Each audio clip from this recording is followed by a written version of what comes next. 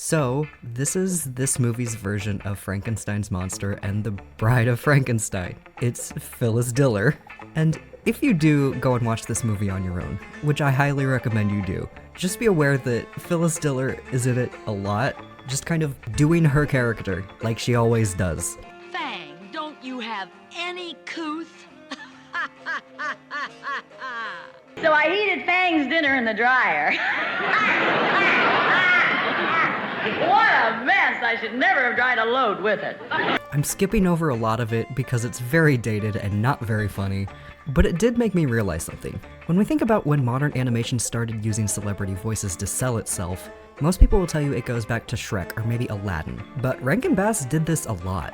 Bro Ives, Red Skelton, Fred Astaire, Mickey Rooney, Boris Karloff in this movie.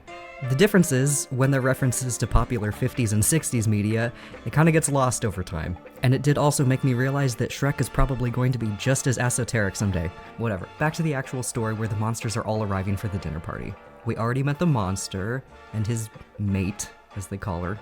We have Dracula, werewolf. They can't say the Wolfman because that's trademarked by Universal.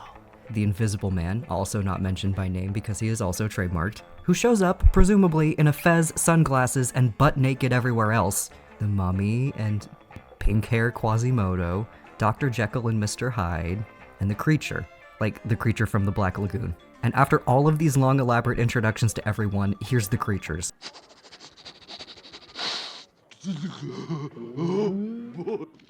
Wow, they really just didn't have anything planned for him, huh? I guess that's enough of that scene. Can I help you? Cool. I'm the world's best chef. Whoa, hang on. That's not Alan Swift. Yeah, so even though the credits only listed Swift, he's not the only Rankin Bass regular to provide his voice to this film. Though I guess I technically don't have direct confirmation of this anywhere. I'm certain this is Paul Frees, a very prolific voice actor, probably most known for being Ludwig von Drake, but he did tons of Rankin Bass movies, probably most recognizably in Santa Claus is Coming to Town. Goodbye, good luck, and good riddance. He's a little bit of a nut. Come to think of it, I'm also pretty sure that he played a character earlier on in this movie too. If you leave, who'll make the coffee?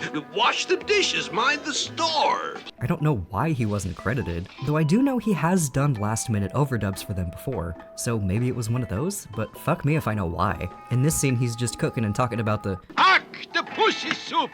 and pinching Yetch's ass, for some reason. Yeah, I'm telling you, this movie's weird. At dinner, Dr. Frankenstein shows off his matter annihilation potion. I don't know what you'd really call it. And it goes about as well as you'd think. I can make the doctor's secrets mine, and I can use Dracula to help me. Baby, Francesca is up to something with that Dracula. It's her own fault for thinking so loud. Okay, that actually made me laugh. That was funny.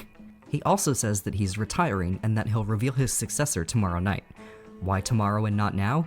Well, they never say. Initially, I had a theory that Dr. Frankenstein knew that they would all be willing to kill for this title, so he let them duke it out to see who was left. But then I realized that wouldn't actually make any sense, since it's not a Willy Wonka situation. Boris already knows who he's handing everything down to. No, the real answer is just so the rest of the plot can happen. But after dropping these two huge bombshells of information, Frankenstein goes, "Alright, I'm tired.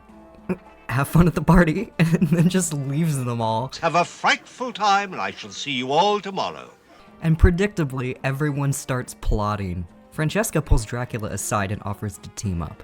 She's the only one who knows that Felix is getting everything, so they agree to get him out of the way and take it for themselves. Then they have a dance sequence. Everybody gets one chance in life. One chance in life. Honestly, it's not bad. The song is catchy, but the animation is hilariously stiff when they try to do fluid dance moves like this. There was actually a choreographer listed in the credits, which initially confused me, but I can only assume that they designed this and the couple other dance sequences that happen, because they genuinely look like they would be better performed by people than by puppets. The monster's mate was listening in on this though, and she and the monster himself are going to fight to get rid of Felix first and steal everything. It gets heated until she and Francesca catfight with cat noises. Yeah. And this is where everything goes to chaos.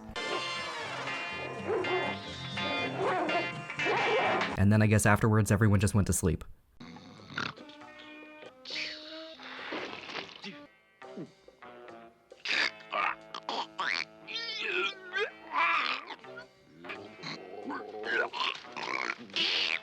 You know, Jekyll, you could just move to the bed, one of the 2 empty beds that's just sitting there, but I'm kind of starting to think this is your answer to everything.